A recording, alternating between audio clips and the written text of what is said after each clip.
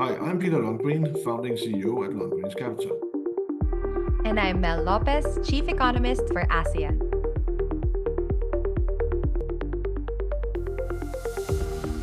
Welcome to Sound Economies with Mel and Peter, an East meets West podcast by Lundgren's Investor Insights. Here we share what we're focusing at in economies and financial markets from the developed and the developing world.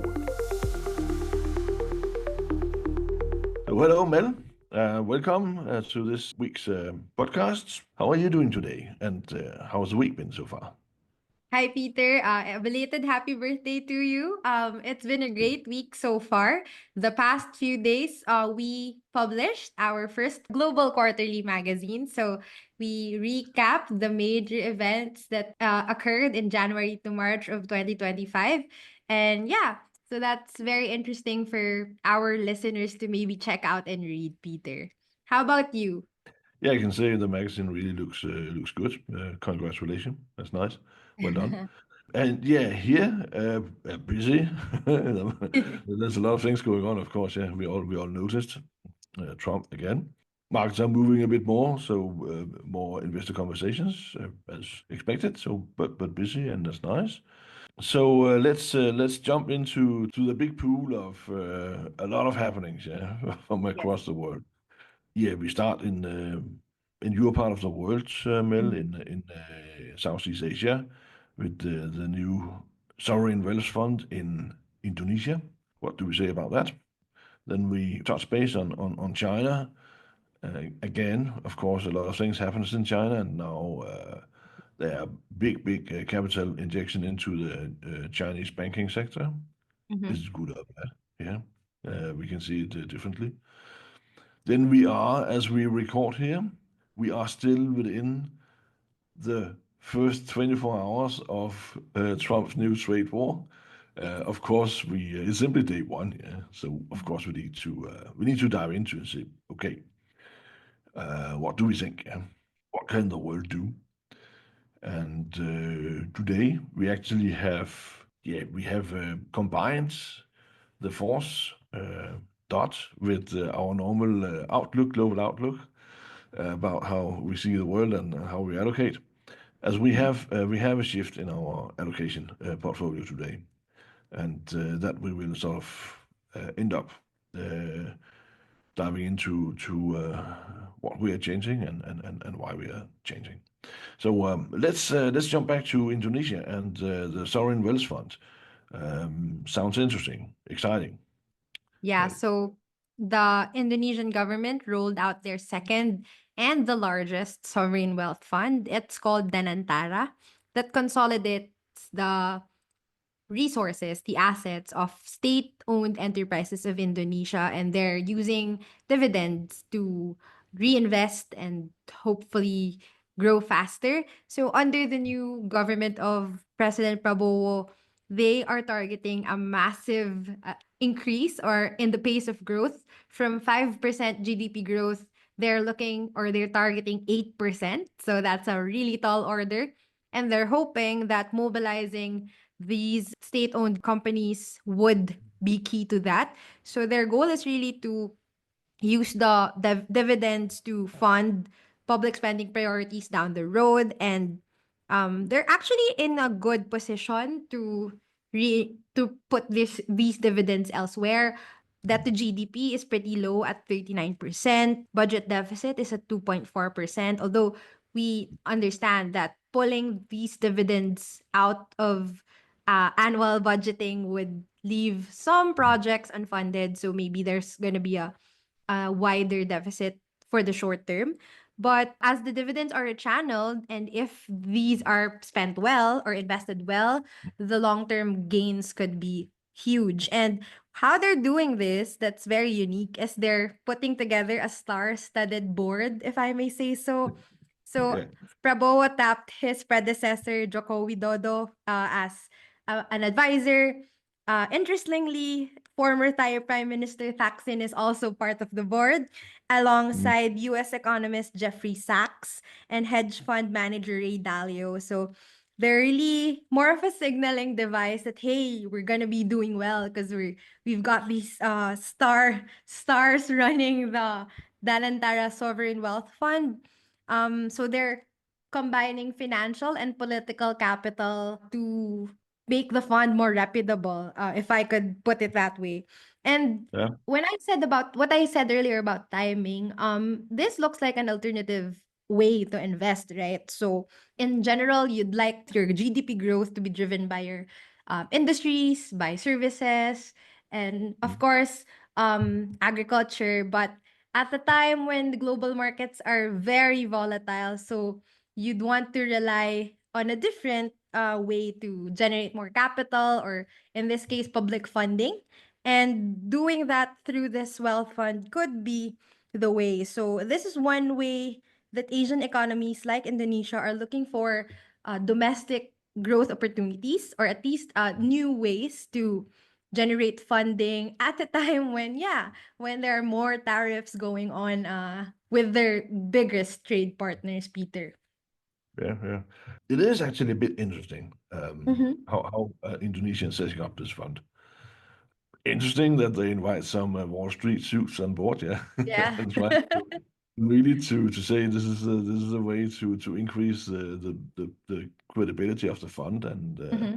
probably also sharp the true commercial focus of the fund as Ah, yes. the business focus, yeah, and that is what I find interesting, that we again see another move away from governments deciding everything and doing everything, to respect that actually people who are grown up in that segment, they are better in investing money. Governments, they're not good in investing money, actually, to be honest. So they leave it and also try to commercialize the focus maybe on these state-owned enterprises that are actually sort of the center of the fund.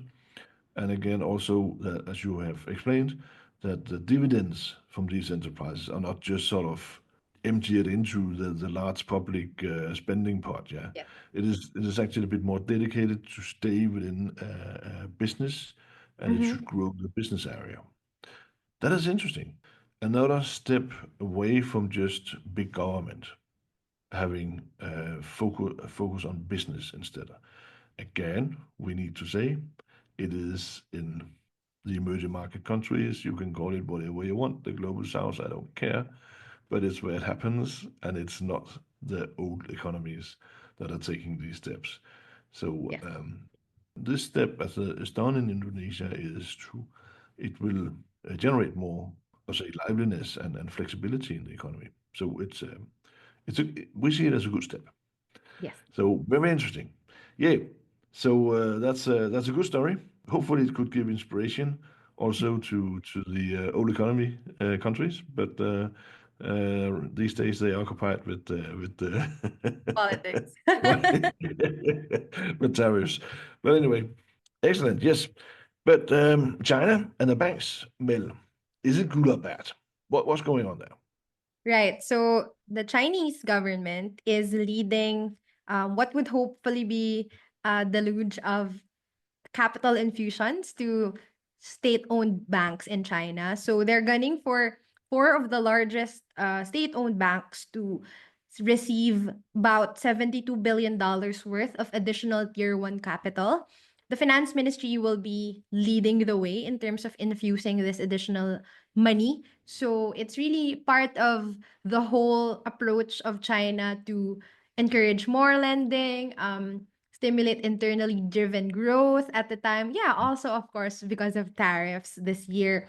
And it's also part of pledges from the Communist Party to support, really support economic recovery through consumption, private consumption. So, of course, when you get additional capital from the banks, they have more to lend. So that will hopefully boost lending, push interest rates lower, and then spur economic activity, and of course, achieve the 5% growth target for GDP this year.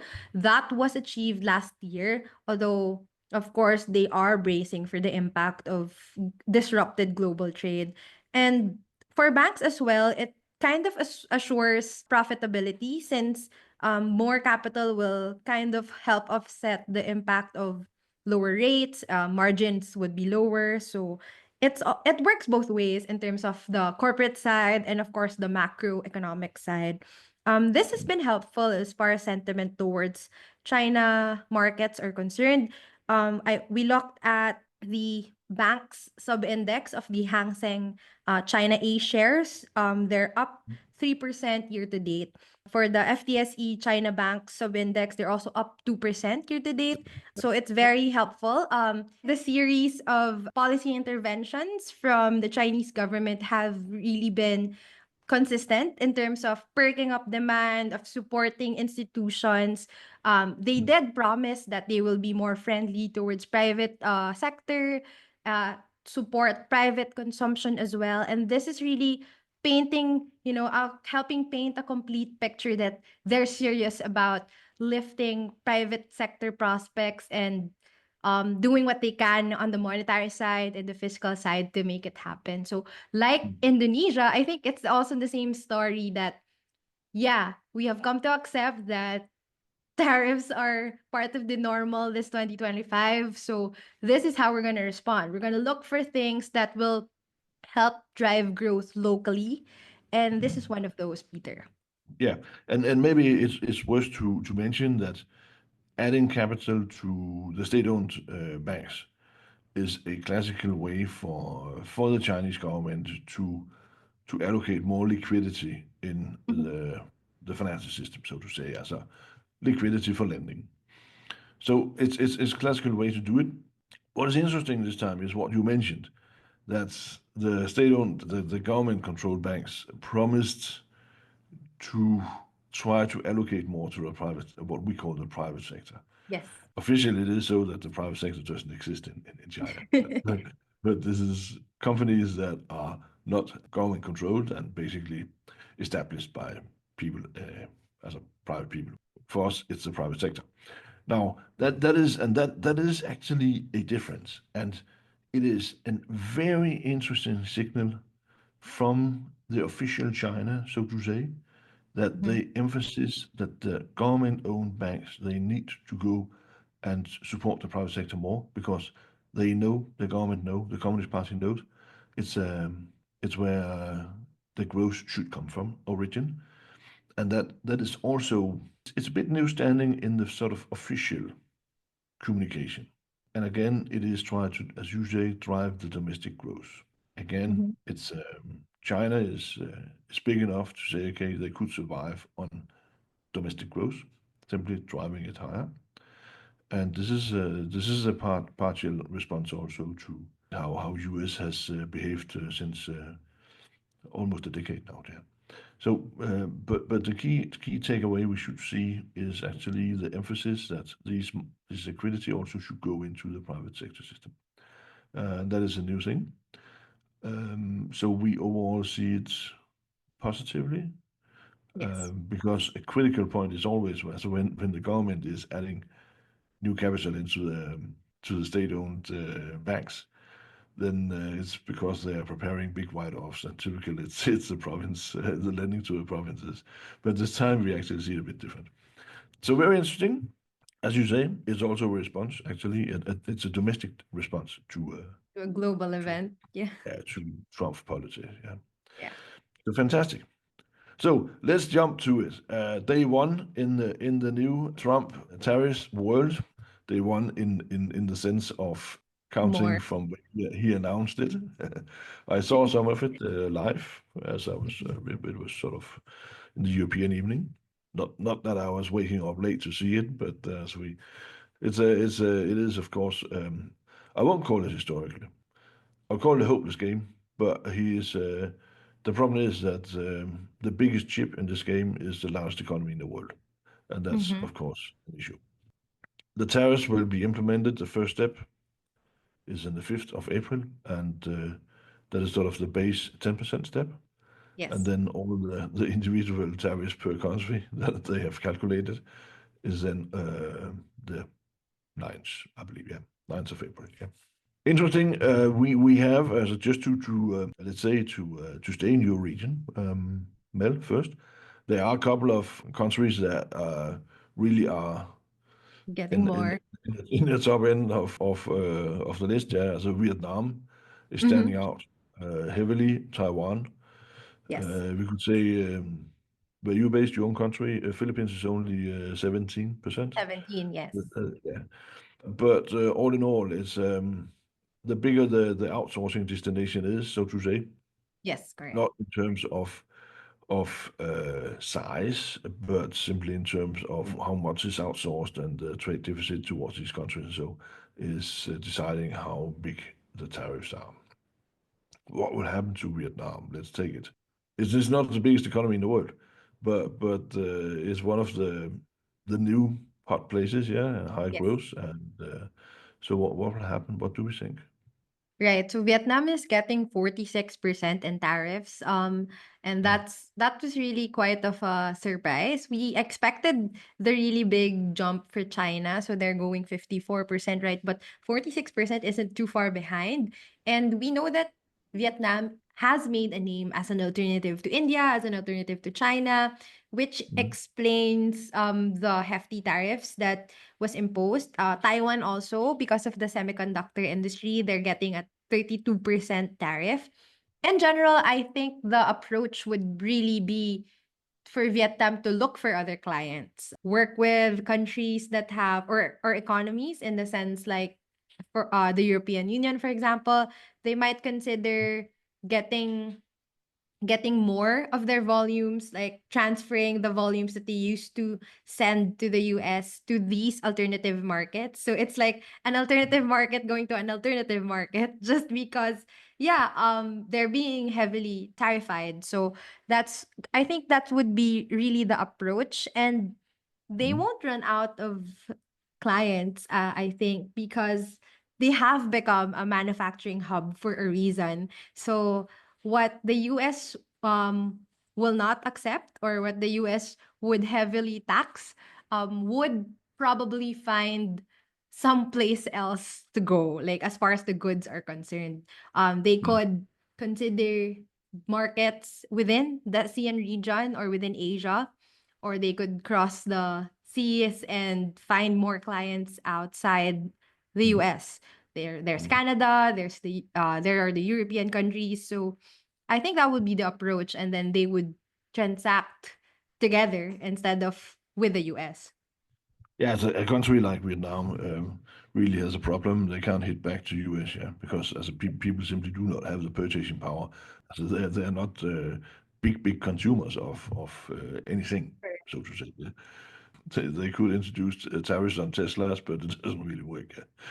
Yeah. But Yes. so there are a couple of countries out there who actually are maybe getting a bit more hurt than expected. If we go into the very big picture and say, okay, what happens, what to do, there is no doubt, and it has been announced that both from the official Chinese side and also from EU, Yes. there will be heavy countermeasures, and that is actually to introduce tariffs, maybe more like very focused tariffs that really hurts The US. deeply into different sectors or different states within US or different even companies where they Mm-hmm. know this will hurt the sort of Republican homeland, so to say, as really there's a sort of a center that is felt pretty hard within the Republican Party, actually, where they're strong. Yeah. So that will be interesting to see how they react there, and there to convert it again into to the financial market happenings. That could actually create some volatility on Wall Street if Of course. particular sectors in US are getting hurt very badly. And of course, if it can be pinpointed to even individual companies, then we Mm-hmm. we will see some reactions, and that is only in negative way in Wall Street. Yeah. So that is interesting to see how both China and EU have constructed their counter strikes, so to say, um, and we will have more volatility, no doubt about it. But then we also need to look into as what is the game of Trump, so to say. he just loves to negotiate, and that he has done so all his life. And of Mhm. course, he enjoyed to win, and he enjoyed to see his counterparty being frightened. There's only one sort of reply, and that is heavy fight back, yeah, and hit them. That is the only reply he respects, yeah. So that needs to be done. But otherwise, globally, I would suggest that countries really are hitting back as good as they can, but the rest of the world should try to free up trade and broaden out the tax-free trade zones. And I know that it can be complicated to negotiate bilateral free trade Agreement. agreements. Mhm. Yeah, but there are so many free trade agreements that new countries can be they can be included very fast. Stuff can be copied, or there can be sort of first step agreements that include a lot of the trade. That is the way to isolate US. That is the rest of the world simply just walk their own way and leave US with hopeless trade barriers. A united front, yes. Yeah. That is my hope that the rest of the world could be so united, because the world is actually extremely strong and stronger than we see it, and the world is many ways on the way forward. We know Asia is extremely strong, high growth, the biggest and the biggest. We should not forget it is the biggest economic zone in the world. Yes. So a lot in Asia can be done also to fight against the U.S. tariffs, and also just to stay together. Yes. And I think that what will happen, and it's also why we again many reasons we have a favor of Asia, because Mhm. there is a regional strength to stand alone. So that is interesting. If we sort of see what is going on in U.S. Yeah, a lot of studies, a lot of surveys, and we look a lot of what the private consumers they say, how to react. Actually, to pinpoint some interesting information is also from the U.S. Central Bank, the Fed. It is what we here at Longrange regard as simply the most well-respected central bank of them all in the world. They're doing a fantastic job, the US Central Bank. They are very communicative, both with the market but also with the research. It's very interesting. And they do have a particular, they of course, they have different districts where different sub uh, uh, parts or branches of the Mhm. central bank are covering the US economy and doing some practical stuff as well. And one of them that we follow, uh, and I like to follow, is the Fed branch in San Francisco. That is run by of course the local Fed president. She's called Mary C. Daly or Daly, and she's also communicative on a social media like LinkedIn, and Mhm. she really comes up with interesting own comments and sort of analysis. And it should be mentioned she is in the central monetary policy for the Fed, as it's called FOMC, and I think she is currently she's a voting member. Mhm. So she's a strong voice within the Fed. But the San Francisco Fed department has always come up with interesting sort of white working papers, and I think they're so far away from from Washington they feel a bit more independent. So there's a lot of truth from these guys there, and she just posted something on LinkedIn for a couple of days ago, and she also emphasizes that she had been traveling across U.S., been out speaking with people, small companies, big companies, whatever, yeah, across sort of whatever U.S. economy has to offer. And the mood is still good, but the action from Trump is generating a paralysis, as people are paralyzed. And it's also what we've talked about now and then. don't only look at the magician on the scene. Yeah, there's a lot of other things going on. So these people are, yeah, they're so paralyzed they're not acting, and that's of course a danger for the economy. Mhm. That's what I would say.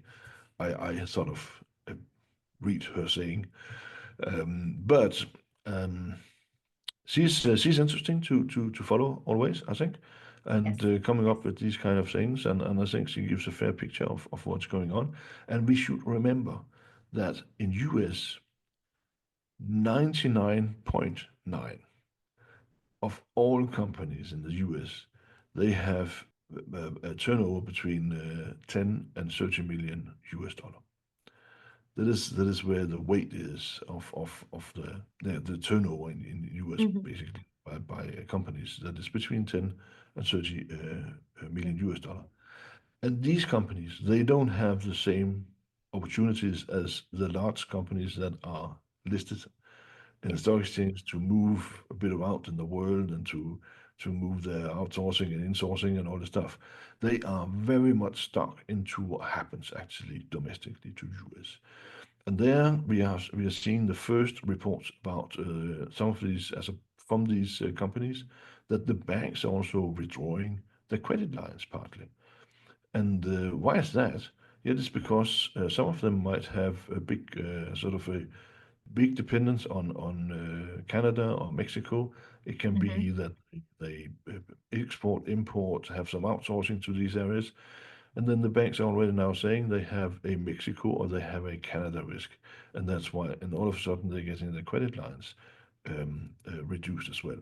So a lot of things contracting already in domestic US, and that we should be very much careful and about and have a look at. And all this, what is happening domestically in US, is caused by the Trump policy. We see it as outright value destruction. It can be that the new tariffs can be converted into tax reliefs. That's been the plan since he went into office. We know all Right. about it. There should be created, yeah, revenues should be converted into tax cuts. The problem is if people they are getting paralyzed, as the San Francisco Fed president pinpoints, then tax cuts might not help. That's a key, yeah. And there can be done too much damage already. So to conclude on that one, also to convert it into so what does it mean for investors? What do we think? We are changing sort of our allocation approach. We stay overweight risk. We still like risk, so to say, for as we see the world as pretty strong. So we still like credit risk, credit bonds, particular Asia government bond risk. We still like to be overweighted, let's say stocks. But what we stop now is our overweight US allocation. We draw down and say, okay, US is now neutral.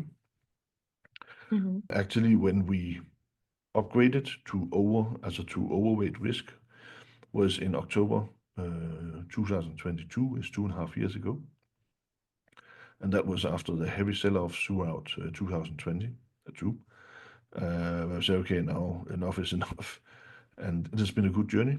US, Mhm. I'll say S&P is still has in local currency in US dollar gone up at 55%, and Nasdaq has been up with around 70%. Yeah, so it's a fine journey, and we're just saying, okay, we are going back to neutral. What we stay overweighted Asia Mhm. for all the reasons we've been talking about, and then we are also a bit following up on last week's podcast. Also we do like alternative investments here, Yes. also in not only as a business but also in our portfolio. So we add alternative investments, and that is particular non-listed European companies Mhm. in our sort of in the portfolio we look at.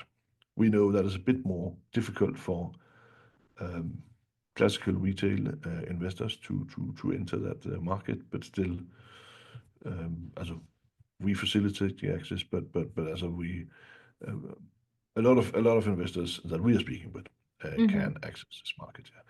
And this is an additional weight to the alternatives, non-listed companies.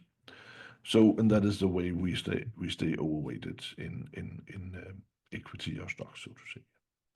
So this is the change. We still see the sunshine. A lot of clouds for U.S. economy. Yes. That also generates some clouds, yeah, all over the place. But still, actually, we have a strong belief in the strengths of the world. What do you say, Mel? Are you now? I ask you, do you agree?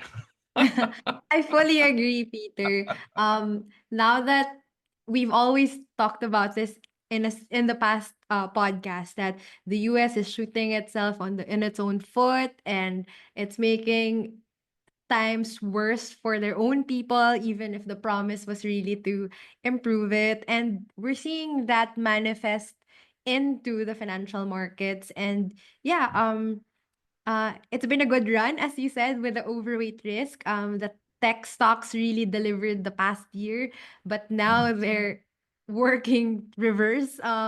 They're sliding actually. So yeah, the neutral position is suitable, Peter. That's good. That's been good. We spent a bit more time on these things, but okay. Day Much one merry. in the trade war, it's we need to spend some time on it, of course. Fair enough. Been a great session, and thank you so much for your contribution, Mel. It's always a pleasure, and thank you to all the people who are listening. Yeah, and we're back next week. Yeah.